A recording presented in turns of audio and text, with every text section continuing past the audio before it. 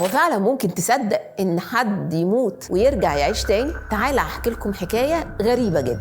طفل قال لأبوه وأمه أنا مش ابنكم، أنا أصلاً قائد عسكري، وبالفعل قال لهم معلومات عن طيارات ما يعرفهاش غير أكبر مهندسين في عالم الطيران. والحكاية بدأت سنة 1991 لطفل أمريكي عمره 3 سنين، لما بدأ يجيله كابوس إن هو قائد عسكري في الطيران الأمريكي والطيارة بتقع بيه، والحد هنا كان عادي. بس اللي مش عادي إن قال لأبوه وأمه إنه مش ابنهم، وإنه أصلاً طيار ومات في حادثة طيارة، والطيارة اللي كان راكبها كانت طيارة قتالية، وكان معاه صاحبه على الطيارة كان اسمه جاك لارسن، وقال لهم إن اسمي الحقيقي جيمس هوستن، وده كان قبل ما يموت ويتولد من جديد. ولما الكابوس اتكرر مع الطفل أكتر من مرة، فأبوه اهتم بالموضوع واهتم بالمعلومات اللي بيقولها، وفضل يدور ورا المعلومات دي اللي طلعت كلها صح. وكانت الصدمة للأب هنا إن هو لقى صاحبه اللي كان بنفس الاسم اللي كان ابنه بيقول عليه، وهو جاك لارسن، ولقاه وقتها عمره 90 سنة.